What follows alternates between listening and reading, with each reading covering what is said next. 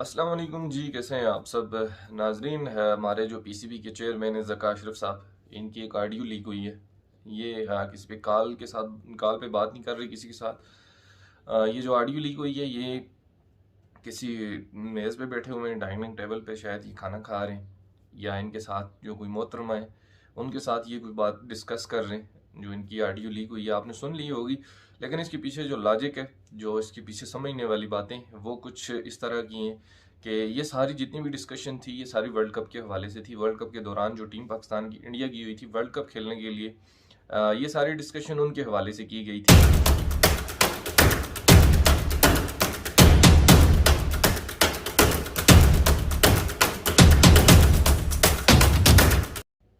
शादाब खान बाबर आजम के बारे में सवाल हुआ, और शादाब खान के बारे में कहा गया कि शादाब खान किस बेस पे सिलेक्ट किया गया है। शादाब खान के बारे में वो मोहतरमा कहती हैं कि शादाब खान बाबर आजम का दोस्त है, तो इस बेस पर वो उसको वहाँ पे लेके गया हुआ है। तो हमारे जो पीसीबी के चेयरमैन हैं तो वो कहते हैं जी पाकिस्तान का सिस्टम ही ऐसा है, तो यहाँ तो ये सब कुछ चलता है। यार डूब मरने का मकाम है, तुम किस बात के पीसीबी के चेयरमैन हो? तुम्हारा किस चीज़ का ओहदा है? तुम्हें किस लिए उस मनसब पे बिठाया गया है कि तुम यहाँ पे दोस्तियाँ पालने के लिए आए हो? वर्ल्ड कप तो हारने की वजह फिर बेस तो तुम बने होगे। आप लोगों ने टीम ऐसी भेजी है। अगर बाबर आजम वहाँ पे दोस्तियाँ पाल रहा था तो तुम वहाँ पे क्या कर रहे थे? तुम्हारा क्या होता था वहाँ पे? बड़े अजीब किस्म के इनके उनके आगे से जवाब थे। ऑडियो तो लीक होगी, लेकिन इससे पीसीबी के चेयरमैन जो है वो अच्छी तरह नंगे हो गए। इनको अपनी औकात भी पता चल गई कि इनके पास किस किस्म के अख्तियारात हैं, और हमें भी इस चीज़ से बाइल्म हो गया कि पाकिस्तान के अंदर चल क्या रहा होता है। फिर बात की हसन अली की, तो हसन अली का कहा उन्होंने आगे से जवाब दिया कि हसन अली के बारे में कि हसन अली भी तो बाबर आजम के दोस्त हैं।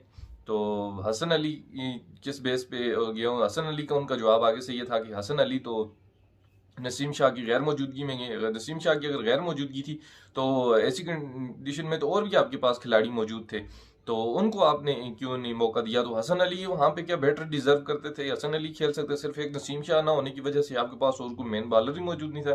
कैसी अजीब किसी पिटी बातें कर रहे हैं।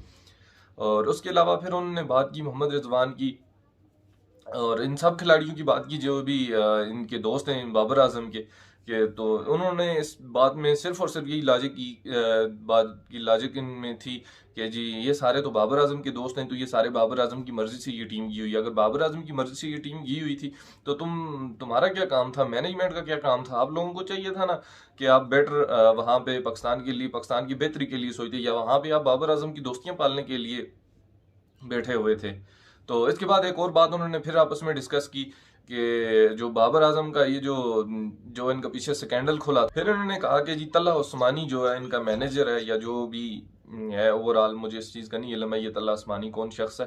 तो जो जो तल्ला उस्मानी है इसने ये 7-8 लड़के जो अपनी कंपनी के साथ इन्होंने रखे हुए हैं, तो यही बाबर आजम के दोस्त भी हैं, यही वर्ल्ड कप में भी गए हुए थे, और इन लोगों का आपस में कॉन्ट्रैक्ट भी हैं। जितने बड़े बड़े इनके बिजनेस हैं या उसके भी, उनके जो जितनी भी एडवर्टाइजमेंट होती है जो भी होती है वो शेयर सारे बाबर आजम और इसकी जो साथ 8 रुकनी इसके जो गैंग है गैंग ही बोलूँगा मैं इसको, तो ये इसके साथ हैं।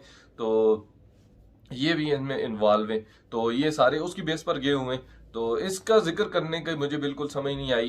अगर पीसीबी के चेयरमैन ये चाहते तो वो टीम में तब्दीली भी कर सकते थे, सारे इख्तियारात उस शख्स के पास होते हैं। तो वो कैसी बातें कर रहे थे? ऑडियो लीक होने के बाद बाबर आजम के ऊपर भी सवाल उठ गया और उसके ऊपर भी सवाल उठ गया कि आपके पास किस तरह के इख्तियारात थे।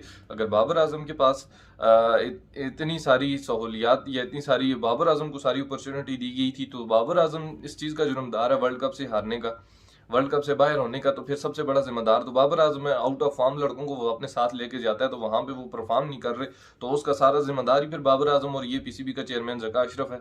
ये जो बंदा तलहा उस्मानी है इसके कॉन्ट्रैक्ट हुए हुए हैं इन सब के साथ, और ये सब इनको मैनेज करता है और खिलाड़ियों को ब्लैकमेल करता है। ये सारे सिस्टम ही तलहा उस्मानी चला रहा है। उसके इन लोगों के घरों तक ताल्लुक हैं, उसके इन लोगों के घरों में उठना बैठना है इन सारे खिलाड़ियों के साथ। 7-8 जो खिलाड़ी हैं जिनका ये स्कैंडल निकल के आया था, तलहा उस्मानी का तो अभी तक सामने ही नहीं आया कि वो शख्स है कौन। सिर्फ कि उसके ऊपर इल्ज़ाम लगाए जा रहे हैं। जब तक वो शख्स सामने नहीं आता या वो बंदा सामने नहीं आके अपने आप को प्रूफ करता या वो अपना जवाब पेश नहीं करता, तब तक तो हम नहीं इस बात के एतराफ़ कर सकते थे कि वो बंदा इसमें इन्वॉल्व है, कि ये जो टीम सिलेक्शन हुई है ये तलहा उस्मानी की बेस पर हुई थी, ये उसके कहने पर ये सारे खिलाड़ी लड़के वहाँ पे इंडिया में खेलने गए हुए थे।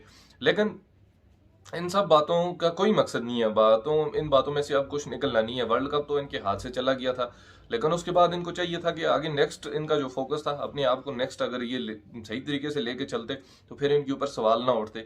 इनकी जो परफॉर्मेंस वर्ल्ड कप में थी, अभी भी इनका यही हाल है। इनकी किसी किस्म की कोई परफॉर्मेंस नहीं है, कोई इनका हाल अभी तक पुरसान हाल नहीं है। पूरी टीम ऑस्ट्रेलिया में सीरीज खेलने की हुई है, ऑस्ट्रेलिया के साथ टेस्ट सीरीज, तो उसमें इनकी हालत नजर आ गई कि ये किस पोजीशन पर मौजूद है। तो ये पाकिस्तान की क्रिकेट के साथ खिलवाड़ हो रहा है मेरे नज़दीक। कि ये कोई क्रिकेट नहीं है, ये सिर्फ यहाँ पे सियासत ही चमक रही है, जो कि एक इल्ज़ाम एक से हटाता है दूसरे के ऊपर लगाता है।